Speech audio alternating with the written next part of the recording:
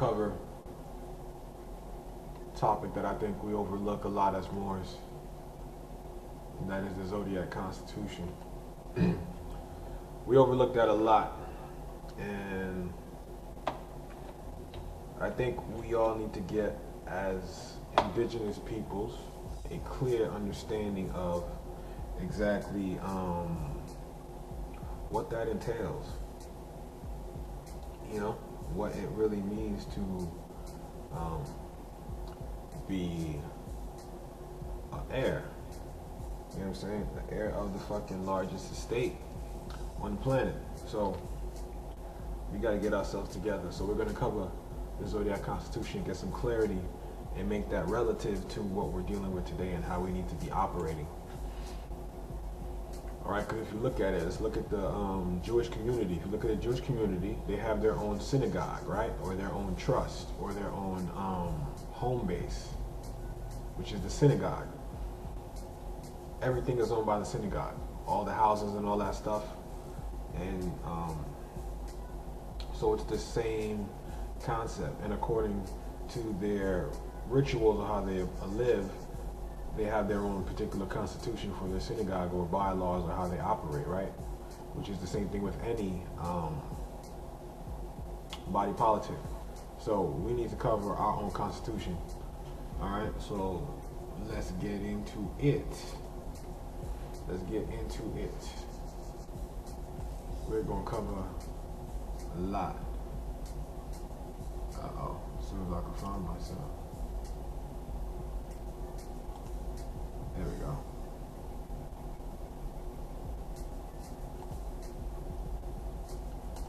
All right. Let's get into this Constitution. So, this is the Zodiac Constitution.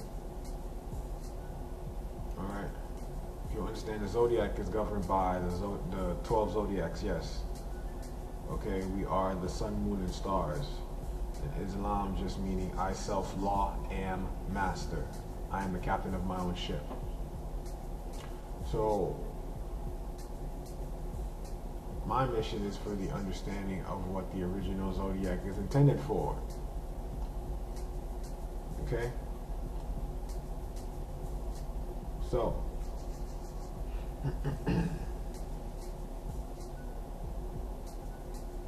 I want to make some things very relative to that AA224. Give me 1 second, y'all. Find some proof.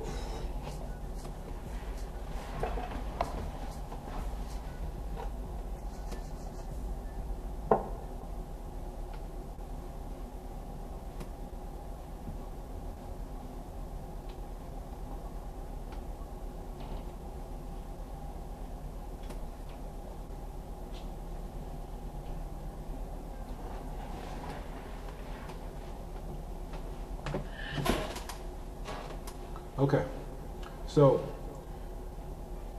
wherever I go, this is pretty much what it looks like, and this is my nationality card, right? But the thing I want to cover is this number. Let me see if you see it clearly. Boom. Get it.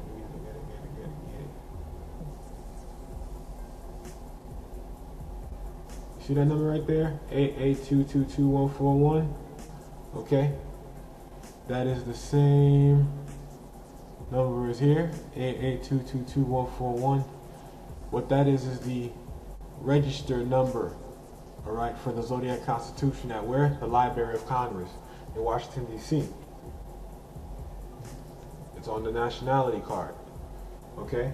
That's for one example. Now, this is also code. And also this number is used as our tax exemption as Moors, right?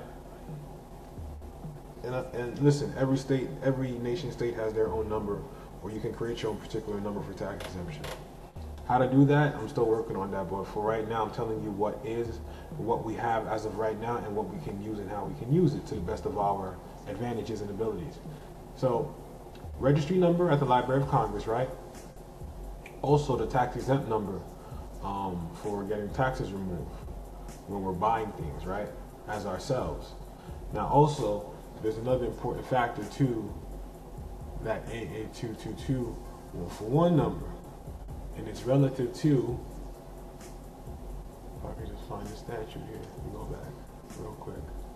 Okay, USC, Title 22, Chapter 2, Section 141. That would be the AA222 number. USC, Title 22, Chapter 2, Section 141. So let's make the connection.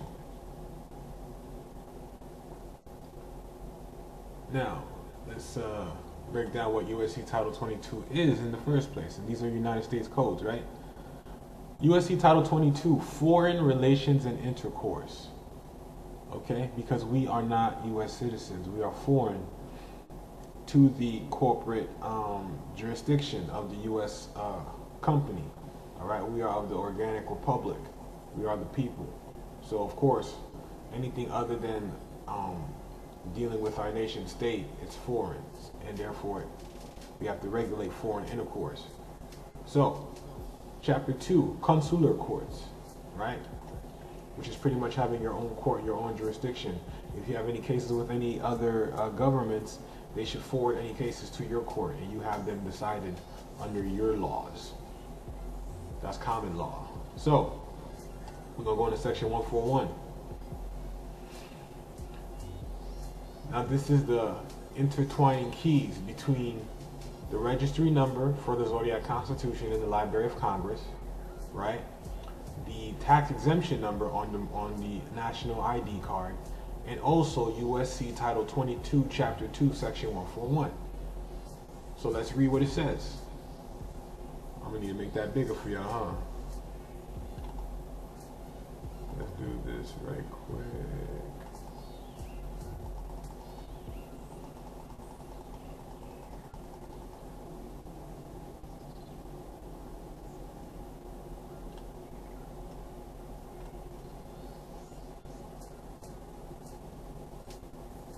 Trying to see the best way to zoom in, but this might just be the best we can do for what we got. Because everything gotta have room to breathe.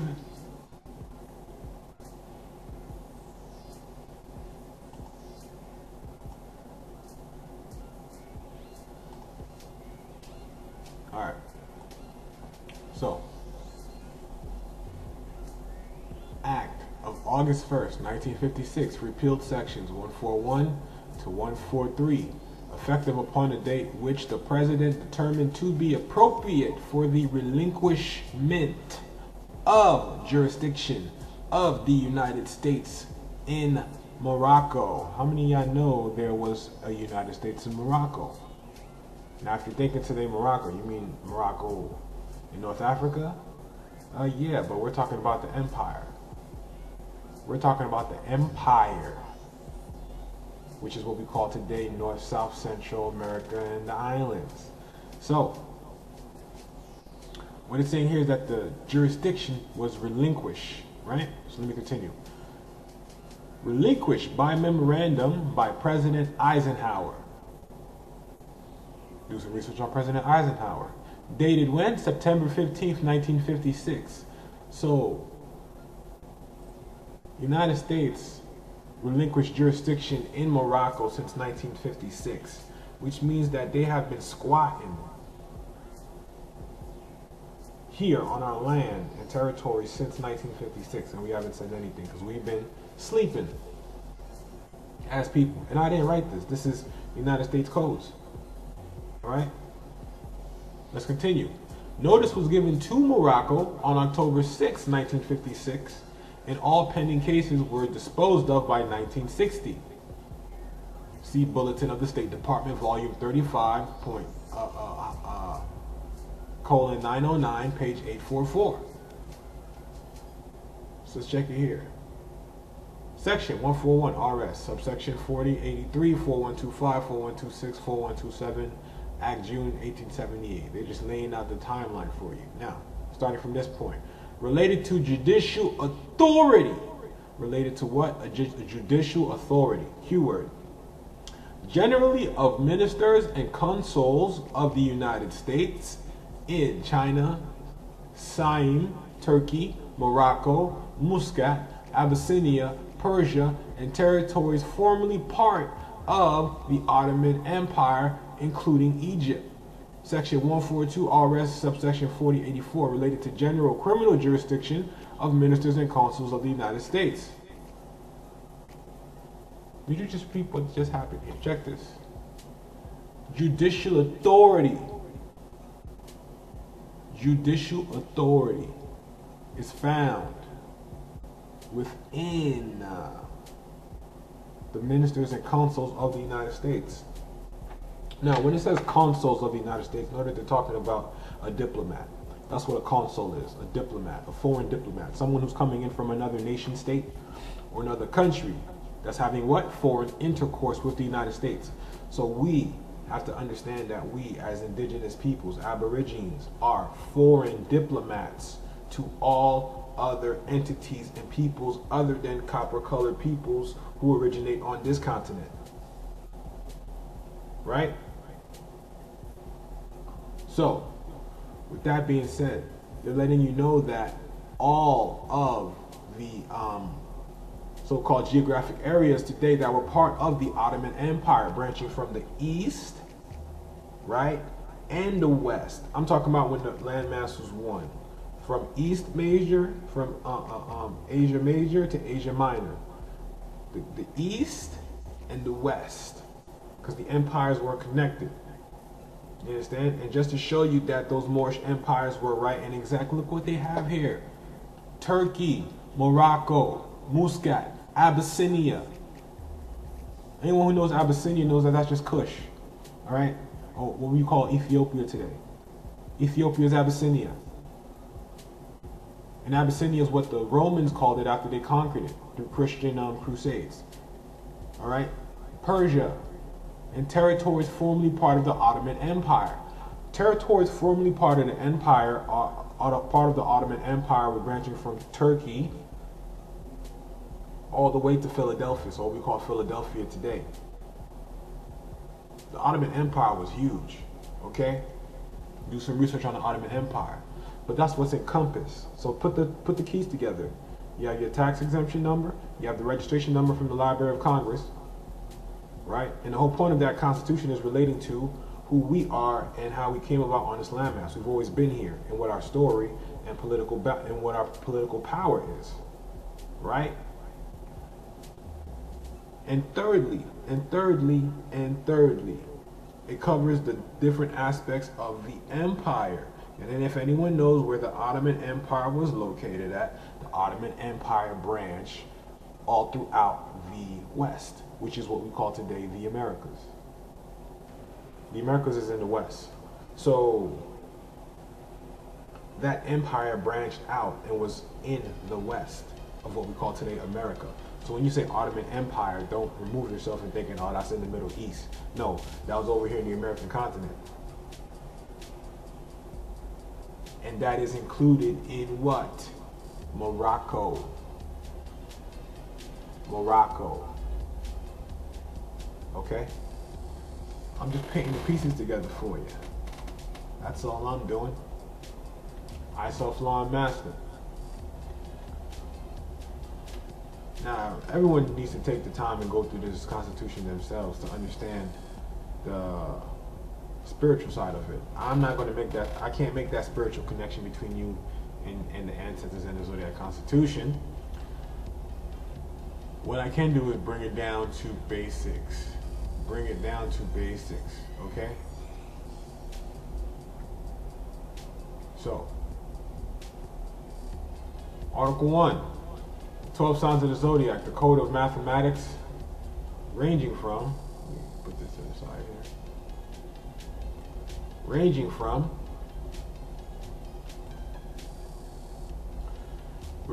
0 to 9 in the science of geometry, comprise the constitution of the living Moorish nation of North America. referred to as Negroes who ruled the world in the 7 seas by the 12 signs of the Zodiac and the science of geometry. All right. For 1196 years did the Amazon Dutch German Catholic priesthood fathers of the Revolution of 1789 and the Sisterhood Magna Carta, Emancipation Proclamation, Union Society of White Supremacy in 1863, North America. The 12 jurymen of the 50 Union State Society and also the 9 judges of the Supreme Court were founded upon the Moorish nation's 12 signs of the Zodiac Constitution and mathematic scaling from 0 to 9. Thus, without our Moorish Constitution, the Magna Carta, Emancipation Proclamation, Union Society of the myth of white supremacy definitely could have not been founded in 1863.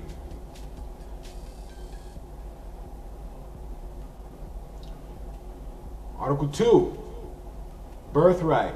This is pretty much explaining our birthrights geographically, where we have our ties to.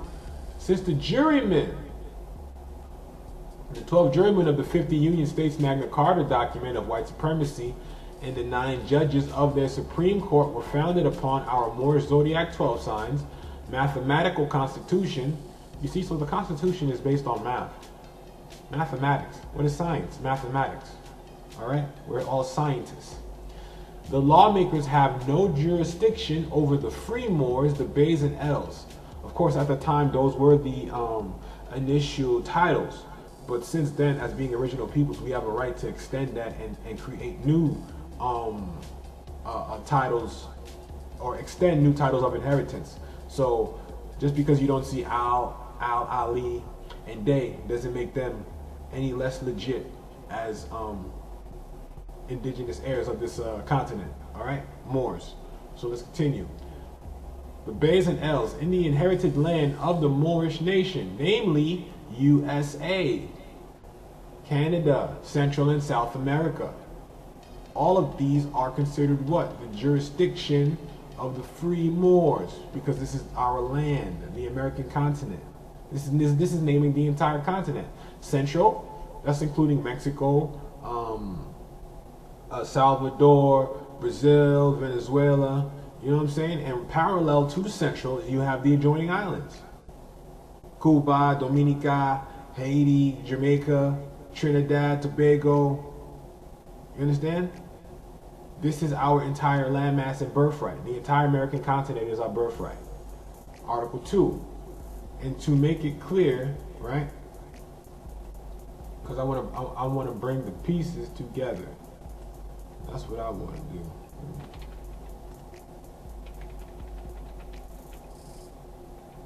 Where we at with that? Where we at? Let me find the slide.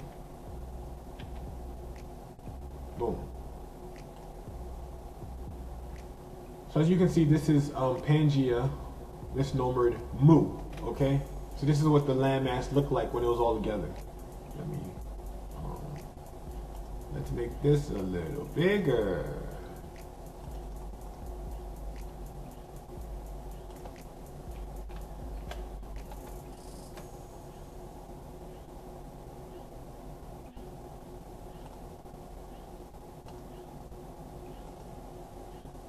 Okay, so this is Pangea. All right, I want you to see the phases that take place as time happens and see how the land masses begin to split and how they start to separate. All right, they start to take form, and then we have what we have today is the 7 continents, but originally they were just one landmass because all the land masses were one. And the same thing here, it's just a different version of the transition that happened. Okay? That, we got to bring this home, and this is just another interpretation of what that looks like now. So you see, this is where Australia would be, you know, when the landmass was connected. This would be East Antarctica. India would be here, or Hindustan. This right here is where Africa would be, the heartland, right? South America, North America, and Eurasia. Okay? That's what it looked like. If you go a little bit in depth, you'll see that everything is where it needs to fit, just like a puzzle. Okay? And the original name of this landmass of the American continent is called Amexem. So we are in northwest Amexem, or what you would call Maghrib Al-Aqsa. Maghrib means Morocco, the extreme west. And Al-Aqsa, which you will find, is Alaska. And if you look at where Alaska is located, it is in the far northwest part of the American continent. Geography. All praise and respect to CN Bay. Alright, let's keep it moving. So, I want you to keep this picture in your mind right here. This is Morocco. Alright, Morocco's on the northeastern shore of Africa today. Right? So let's go back. Let's go back. Alright, let's remember what Morocco looked like. And so let's go back. So Morocco would be here, if I'm not mistaken, right? Let me just go, let's just keep making sure. Let's backtrack here. So Morocco's on the corner here, the northwestern corner out here of Africa, right? So it got to be here, because it's the same landmass. So once it's over here, you see that it's connected to what? North America. Morocco's connected to North America, which is why this is Morocco, because it was connected where? Here. And North America was connected to what? South America.